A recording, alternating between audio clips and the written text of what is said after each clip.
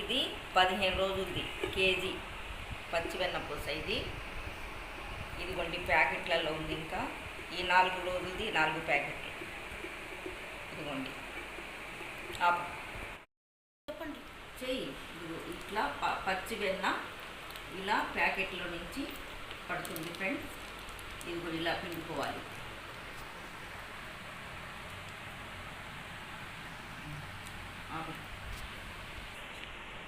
ఇలా పిండుకుంటే పచ్చి వెన్న మీగడ అనేది ఇలా పడుతుంటుంది.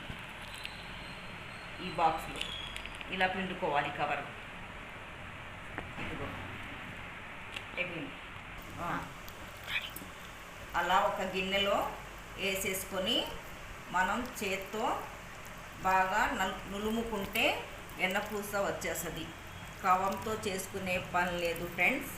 అలా చేత్తోనే అనేస్తే వెన్నపూస రెడీ అవుతుంది.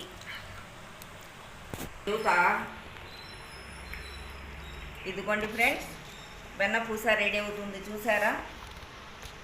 పాలల్లో పచ్చి మీగడ ఇది, పాల ప్యాకెట్లలోది. ఇదిగోండి వెన్నపూస రెడీ అయింది. అవి మజా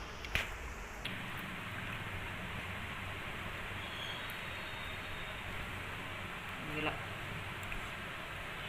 ఇదిగో అలా ఉండ చేసుకొని ఈ గిన్నెలో వేసుకోవాలి. స్మిత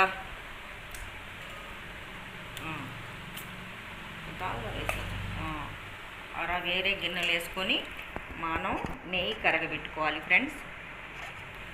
ఇది 15 రోజులది పచ్చిమీగడ. పచ్చిమీగడ మీద వెన్నపూస ఇది ఫ్రెండ్స్.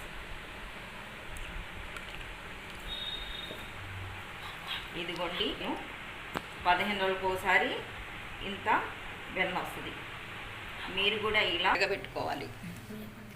ఇదిగోండి ఇలా గిన్నెలో వేసుకొని కరగబెట్టుకోవాలి. ఇదిగోండి ఎర్రగా దగ్గర పడుతుంది కాగి నెయ్యి. ఒక్క నిమిషంలో అయిపోతుంది ఫ్రెండ్స్. ఈ గిన్నెలోనే పెట్టుకోకూడదు, కాగినాక వేరే గిన్నెలో మార్చుకోవాలి. ఎందుకంటే ఇందులో పెడితే నెయ్యి ఇంకిపోయి తగ్గుతుంది.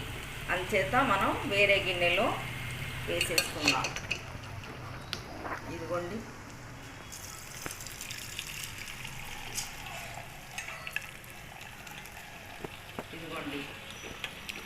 మీకు 500 గ్రాములు నెయ్యి వచ్చేసింది. అంటే 1/2 లీటరు నెయ్యి అయింది ఫ్రెండ్స్. ఇదిగోండి మీరు కూడా ఇలా తయారు చేసుకోండి. 4 పిల్లలు ఉన్నోళ్ళు ఇలా ఇంట్లో నెయ్యి తయారు చేసుకుంటే కొంతవరకు కొనే పని ఉండదు ఫ్రెండ్స్. ఇలా చేసుకోండి.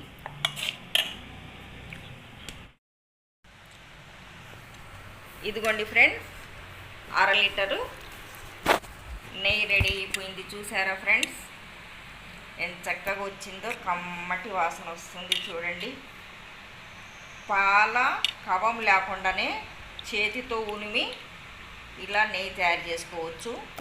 10 నిమిషాల్లో అయిపోతుంది.